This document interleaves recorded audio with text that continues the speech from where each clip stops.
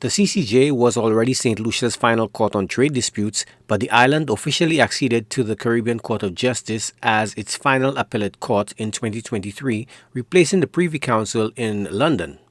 This transition, which took decades to achieve, was significantly influenced by former Prime Minister Dr. Kenny Anthony, who laid the groundwork for this change. In a recent interview with Radio 100 host Saint Lucia, Dr. Anthony discussed the constitutional challenges that needed to be addressed to facilitate this transition. During his 2011 to 2016 SLP administration, he initiated a judicial review of Saint Lucia's constitution to determine whether a referendum was necessary for the country to adopt the CCJ as its final appellate jurisdiction. It is to the eternal credit of the Philippine administration that his government, led us to the Caribbean Court of Justice. But he could not have done so without the preparatory work that had been done by the former Labour administration during the period I served as Prime Minister. First of all, when we began to explore the possibility of joining the Caribbean Court of Justice, we immediately recognized that our Constitution had an issue and our Constitution had a problem. The question, however, was how do you convince St. Lucians and how do you convince a parliament that had been divided between the government of St. Lucia and the opposition, because you required a majority, two-thirds majority, to be able to enact the legislation under the Constitution. And we decided to get authoritative clarification of the meaning of the provisions of the Constitution. And we referred certain constitutional questions for an advisory opinion to the Court of Appeal. Dr. Anthony explained the importance of constitutional clarity and the need for legislative support in achieving this goal in 2013. He explained how the judicial review revealed a drafting error in the Constitution, which was crucial for moving forward.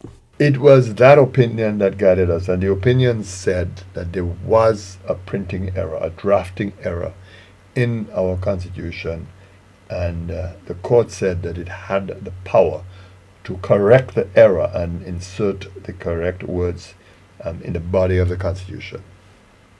Now, once we had that, our government actually then wrote to the British government and said to the British government, look, we have this advisory opinion, and this is what the advisory opinion says, and we wish to advise you that we will be proceeding in accordance with the advisory opinion and begin taking the steps towards the inauguration of the Caribbean Court of Justice and make it our final Court of Appeal.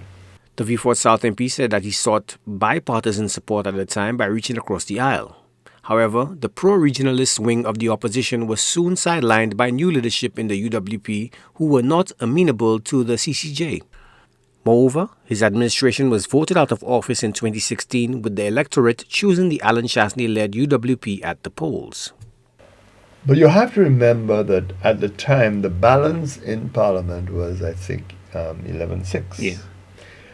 And I approached the then leader of the opposition, Stephen King, and he was the initial leader of the opposition, and said, well, we will need a specified majority to pass the legislation to proceed to the Caribbean Court of Justice. Will you support? I reminded him that Sir John Compton had always been faithful to the Caribbean Court of Justice and had always said that he supported its creation and its establishment. This was a matter of public record. And the response of Stephen King to me was that he personally supported the Caribbean Court of Justice, its establishment, but of course it's a matter that he will have to discuss with his colleagues. I said, okay.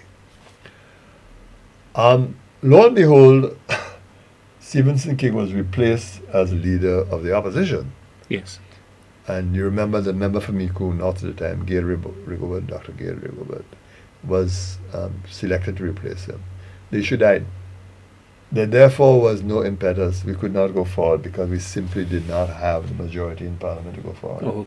The former Prime Minister reflected on the political landscape that made this transition possible, noting that the current SLP administration under Prime Minister Philip J. Pierre was able to proceed with the accession due to a favorable parliamentary majority.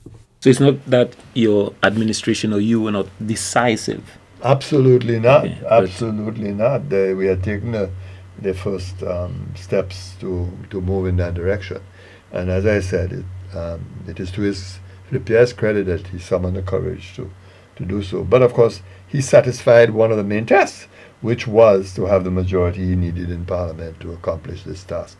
And I'm happy that we are where we are today. Proponents of the court say this transition not only marks a significant step towards self-determination, but also reinforces the importance of an indigenous jurisdiction shaping its legal framework. Joachim Duplessis, HTS News Force.